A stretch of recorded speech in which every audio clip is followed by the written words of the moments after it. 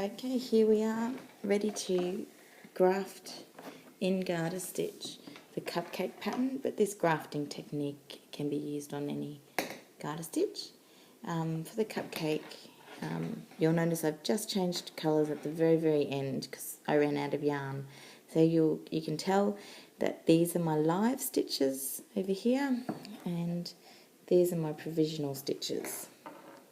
So because I used circular needles, to pop these provisional stitches back on a needle is as easy as squeezing them back up onto the needle.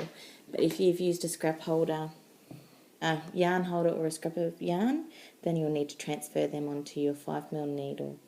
And what you want to do to set up for grafting is have the live stitches on their needle in the front, and then hold the provisional stitches on their new needle on the back. And be careful to make sure that your garment isn't sort of twisted over on itself. I'd hate to seam it up and then have to undo it all. Just make sure it's lying the way that it's going to when it's finished. Now, to measure how much yarn you need for your seam, I usually just measure 3 to 4 lengths, because I'm a bit paranoid. 3 to 4 lengths along here. I'll just measure that out, and then you can cut it off and put your tapestry needle on, or your darning needle, whatever it is that you like to use for this type of thing. Okay, to set up, you will notice that there's the live stitches have finished. There's purl bumps facing you, and on the provisional stitches, if you look at the right side, there's no purl bumps. That's what you want, because you want to keep a pattern.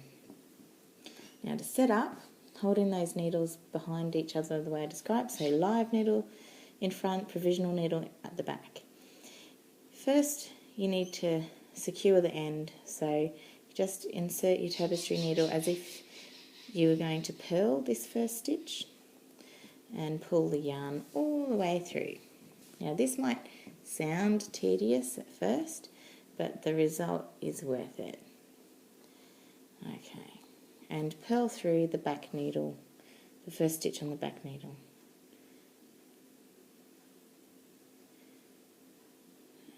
It's a bit. Okay.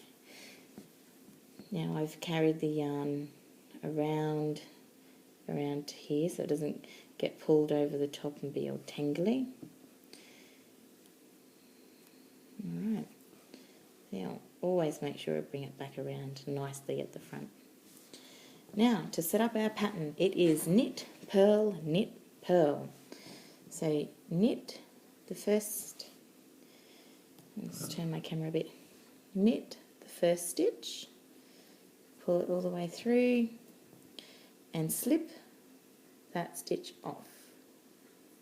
Purl the second stitch. So we did a knit and a purl, but the purl stays on. Then we go to the back and we do the same thing. Knit the first stitch and let it slip off.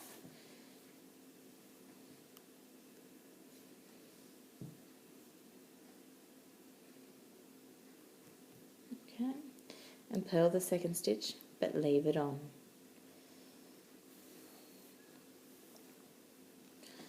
That's it, we just do that over and over. So knit with it coming off. You do get a lot faster at it. And purl with it staying on. Go to the back stitch, knit, and let it slip off. Purl, and let it stay on.